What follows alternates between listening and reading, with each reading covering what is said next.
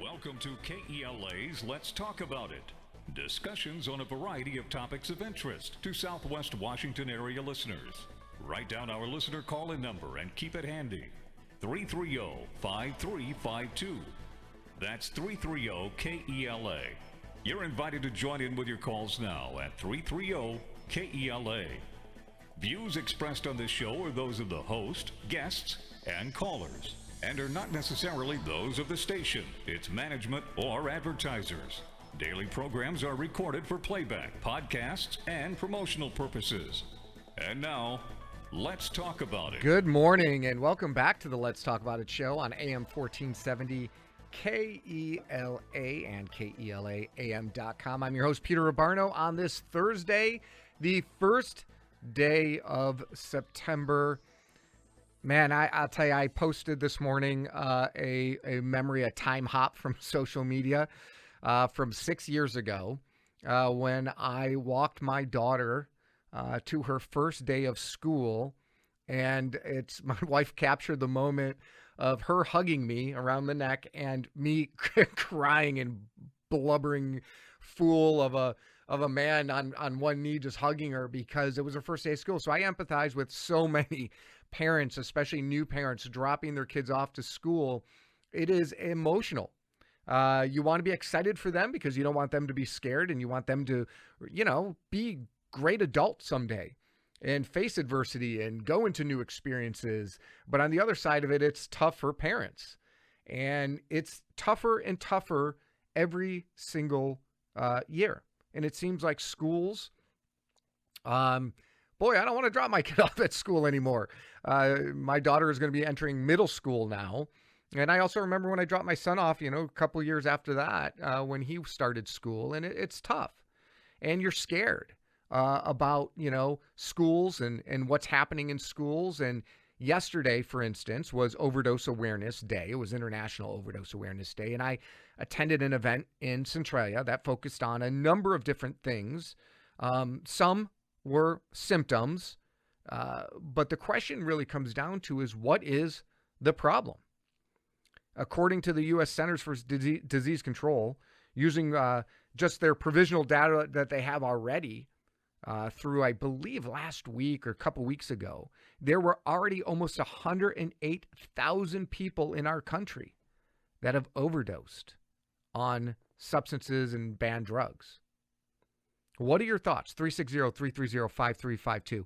Is the drug legalization, is it the next failed drug war? Because you hear a lot about the war on drugs failed, and it was a debacle, and it didn't do anything.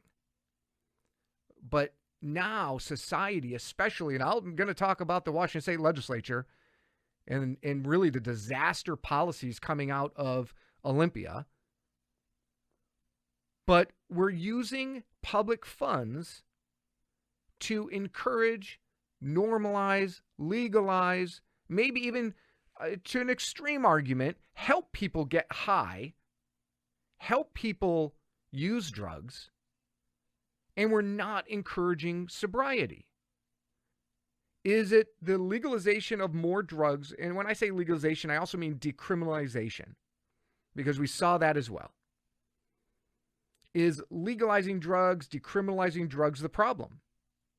It's probably one of them. Is it the evolution of drugs that are becoming more and more dangerous and potent? The old adage, right? This ain't your mom and dad's marijuana.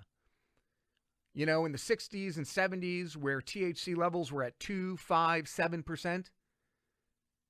When I was in college, they were at 40%, 50% maybe.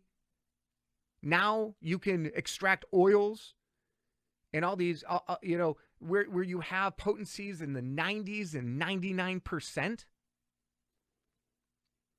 And we're expanding access to drugs. Some of you may think it's good. Some of you may think it's bad. Centralia just expanded drugs, citing a new location across from Core Health that deals with addiction. Is this where we want to go as a society and a community? I don't know. You tell me. 360-330-5352. That's 330-5352. As I mentioned before, and I've talked about this issue, for many years.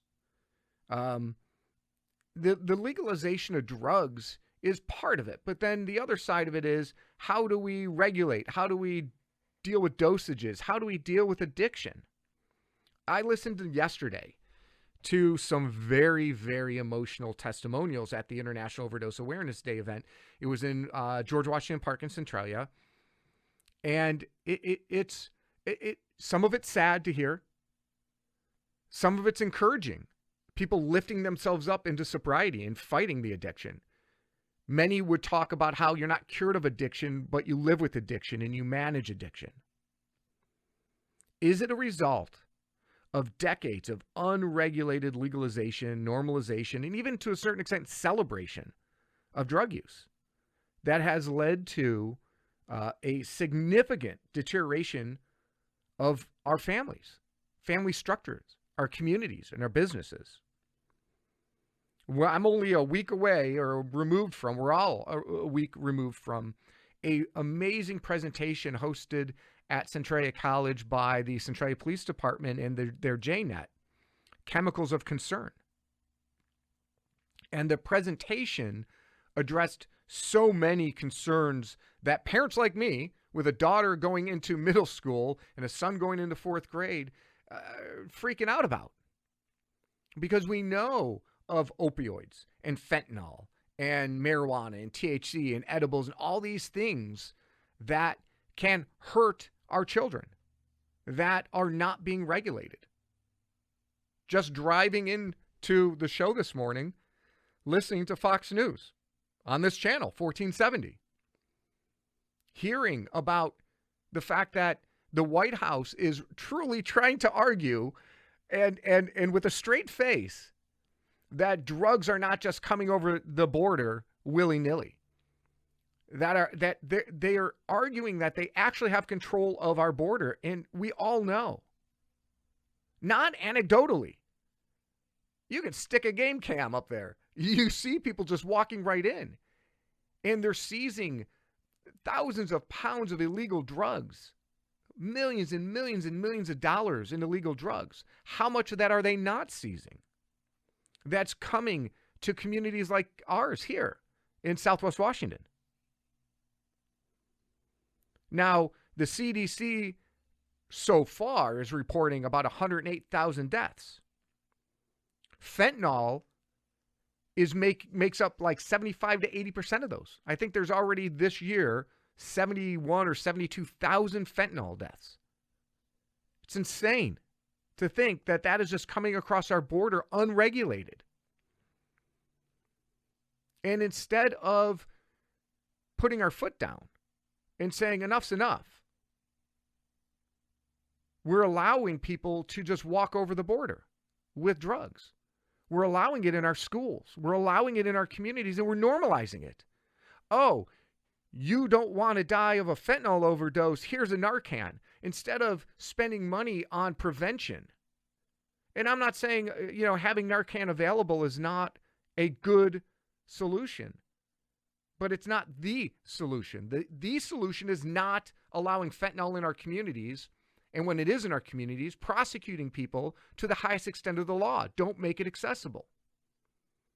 Now it's colored like Pez, and it looks like candy, and they're marketing it to our children, and they're finding it coming across the border. And it's not as if this is something that is thousands of miles away. We're finding it here in Centralia, Chehalis, Olympia, Tumwater, Morton.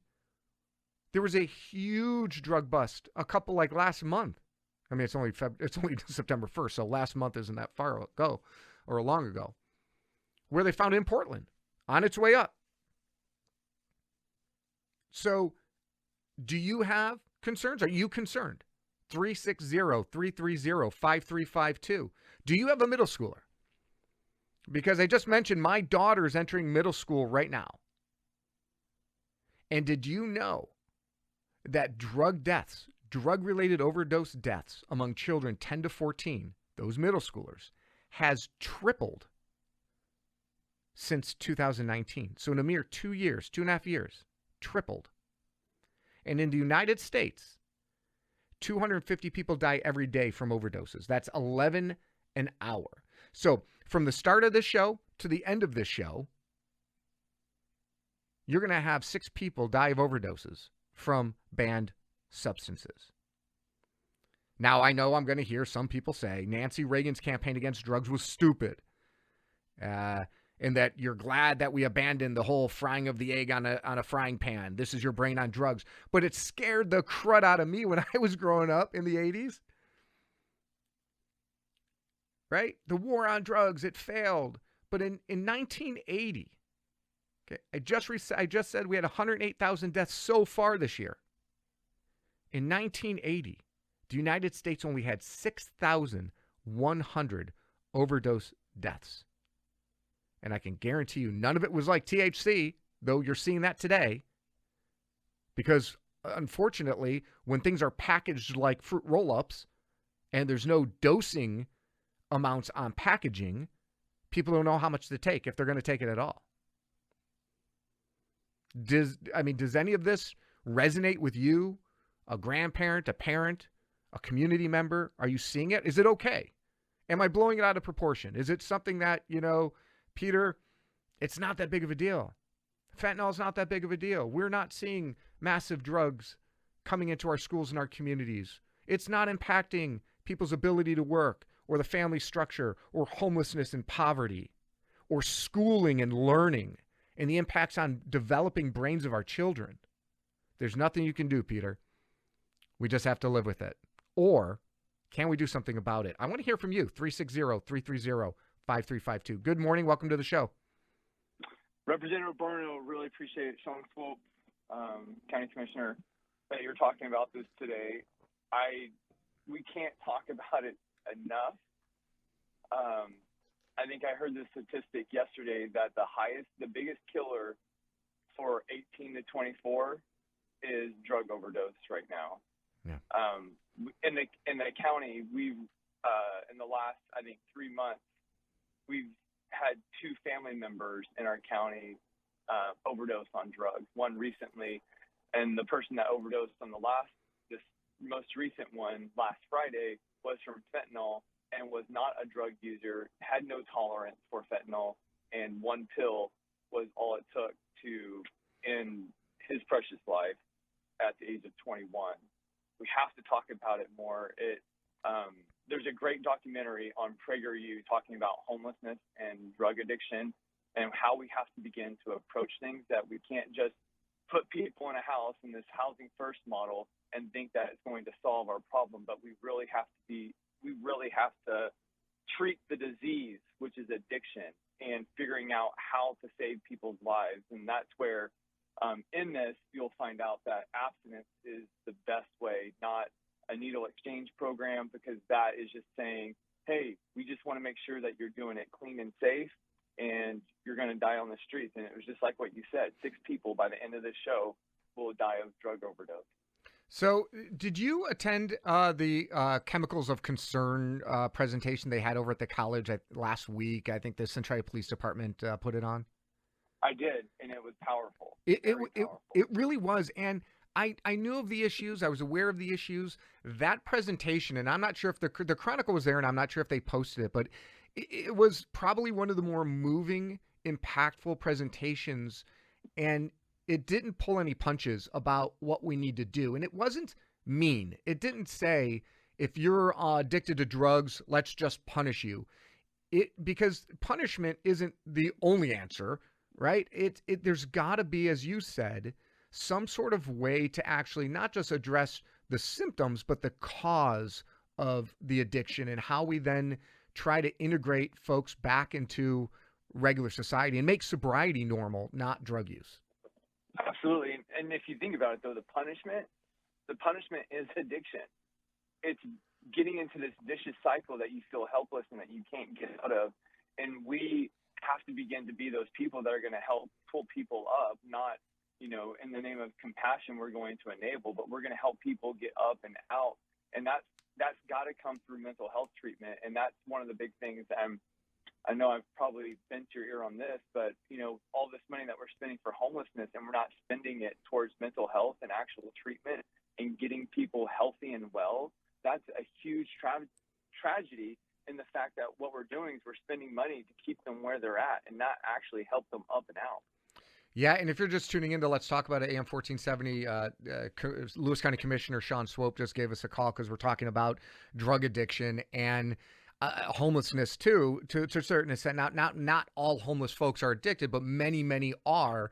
And you're right. One of the big problems we have, especially in rural counties and communities, is that what we're doing is, while you may argue it's making it safe to try to make safe injection sites or things like that, it doesn't solve any of the problems. It doesn't get people out of poverty or out of homelessness. Giving an addict a home alone without any other services, they're going to be homeless again. They're not going to stay housed. Absolutely. What I'm going to do, and I'll get off because I'm sure you got more callers. I'm going to post a video from PragerU on my Facebook channel, and I challenge everyone to watch it and just listen to what they're finding and the stats that they're putting out and how we have to approach this pandemic. If I would call this a pandemic, because it is killing people and it is ravaging through our communities, and we're seeing it now impact our communities, and we have to stop it. Well, appreciate you giving a call, and thanks for what you're doing. That was Lewis County Commissioner Sean Swope giving a call in to the Let's Talk About It show. If you want to join in, 360-330-5352. There's so many people that you can talk about and blame. I mean, who's at fault? Is anybody at fault?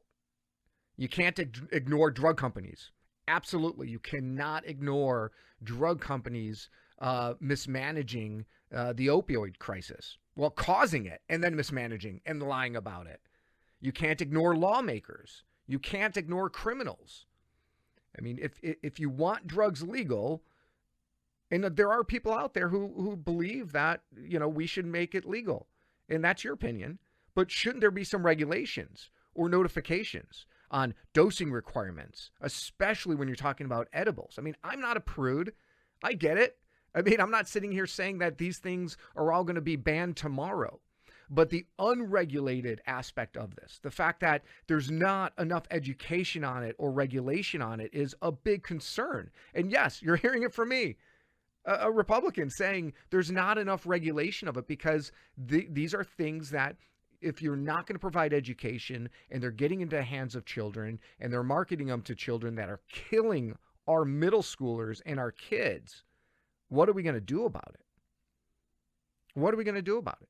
And if you think it can't get any worse, right? This past legislative session, House Democrats passed House Bill 1169. Now, 1169 did not become law, but it did pass the state house. That actually eliminates sentencing enhancements for controlled substance crimes committed in protected zones. What does that mean? That means that House Bill 1169, passed by House Democrats, reduces the sentence if you deal drugs near a bus stop or a school or protected zone like that. Yeah. I'm not lying. Go look it up. House Bill 1169. And P.S., that bill not only reduced the sentencing enhancements for committing drug crimes around our kids, it also reduced the enhancements on firearm crimes committed. Exactly. And here's the kicker. It was retroactive. So if you committed a firearm crime or some other drug crime near a bus stop and you did it a couple years ago, you can go and petition the court again to have your sentence reduced. And that's what's happening.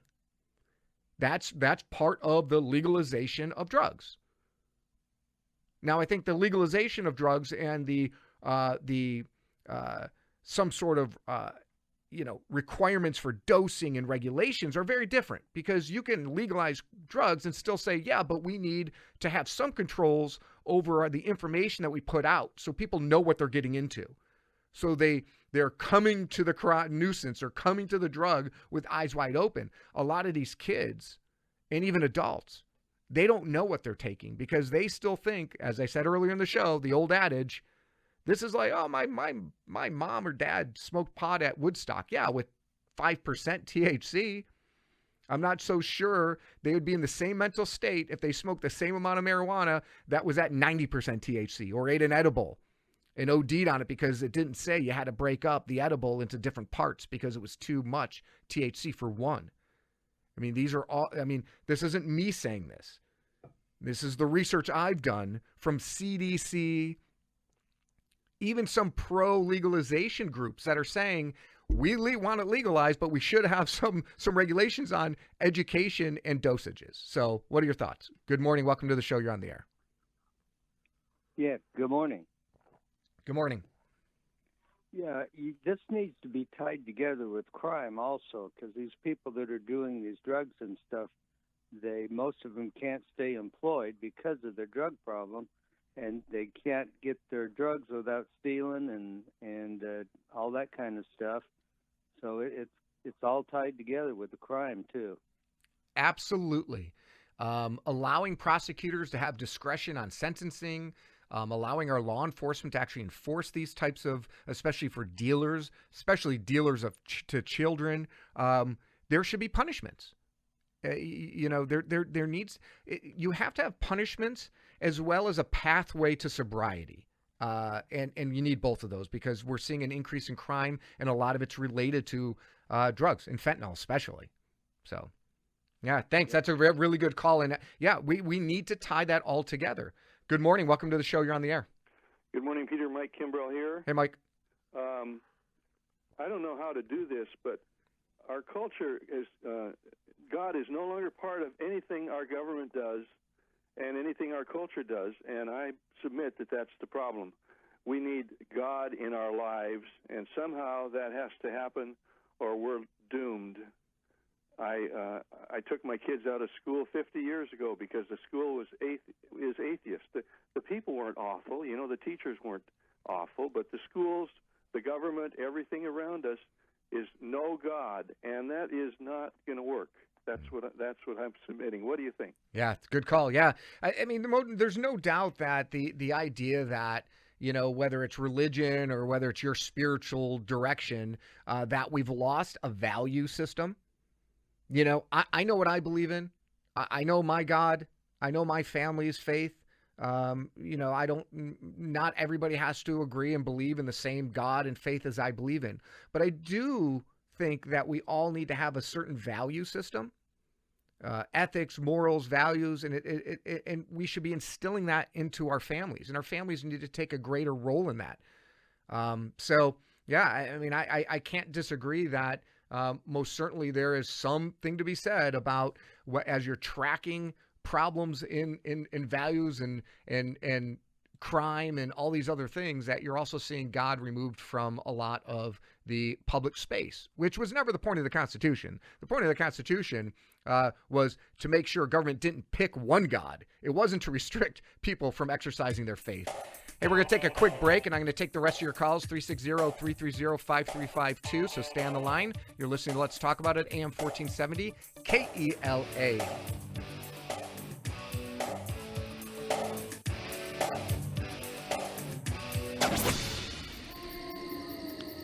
Have you heard the legend of the beast?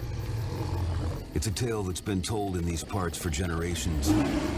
They say the beast stalks the local woods and roads, a rugged, fearless animal who feeds on wet pavement, thick mud, and fresh snow. It's quick as a bird, but strong as a bull. An alpha predator with a roar that can rip concrete, and steely teeth that gnash through even the thickest of brush. The beast isn't scared. It doesn't have to be. It owns these parts. But there's still a chance it can be tamed by the right hero. Whether you're looking for the ultimate tool on the work site or just a wrecked vehicle fit for a weekend warrior, Ford F-150 is your best choice for work or play. Visit your local Northwest Ford dealer or buyfordnow.com to see why the new Northwest Edition F-150 is creating a beastly legend all its own. Summer is the premier time to showcase your home and property. Hi, this is Heather Stewart, your local real estate professional with Blade Realty. The housing demand is high, inventory is low, and home buyers are ready to purchase. If you're looking to sell or invest in real estate, take advantage of my stellar service and local relationships, leading to smooth closings and a positive experience. For your trusted real estate professional, find me online at heatherstewartrealtor.com or on Facebook, and let's get moving. Get a great deal on versatile Kubota equipment today, like Kubota BX and L Series compact tractors, part of our tractor lineup rated #1 in durability and owner experience, Z Series mowers, and Sidekick utility vehicles. Stop by your local Kubota dealer today. Bring home the Kubota L2501 tractor for 0 down, 0% APR for up to 48 months, plus save up to $1,100, now through September 30th. See us or go to KubotaUSA.com for more details. Two great locations. Visit Jennings Equipment's new location, 244 Hamilton Road, Chehalis, or River Road in Puyallup, and at JenningsEquipment.com. Okay, and now back to business. On the web, on your phone, and on the air. KELA. Let's talk about it.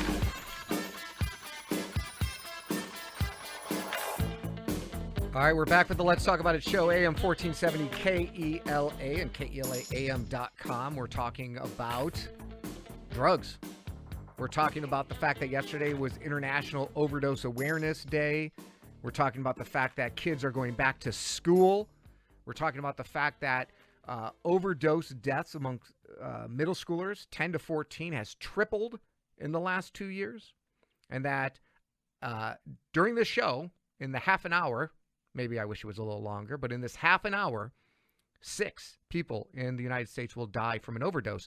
And we have an uncontrolled border in between Mexico and the United States, and we have drugs pouring through, and they are marketing those drugs to our children, and our children are dying. And that's just the fentanyl. That's not all the other things that we're talking about, like dosages of THC and opioid addiction and all these things that you can argue are maybe gateway drugs or part of it. And in the end, it's leading to families being impacted, businesses being impacted, our children in schooling and learning being impacted, homeless and poverty rates going up, and then the ultimate, which is death from overdose.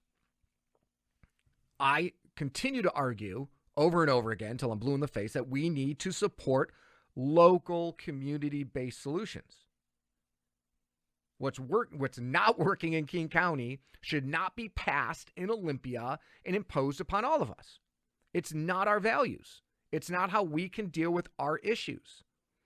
We need to invest in local substance abuse and mental health programs, providers, and counselors. In rural communities, even if you were to refer somebody to an addiction or mental health professional, first of all, they're probably making minimum wage, unfortunately, because they're not paid enough. They're overworked, and there's not enough of them. So even if we want to get somebody help, we can't get them help. We need to empower law enforcement and our prosecuting attorneys to really impose penalties on drug traffickers. This whole no cash bail and rampant street crime should be over for all of us. We have an election in like 60 days. We should be talking about these issues, not fringe issues that are only important to people, in their ivory towers in Queen Anne or somewhere in Seattle. And most certainly, and this goes across the board, we need to begin measuring these programs and their success, not on how much money is spent, but on the people that become successful and sober, the people we lift out of poverty, the people that are no longer homeless. We need to start measuring these programs. What we're doing now is not working. So the question at the beginning of the show is still the same.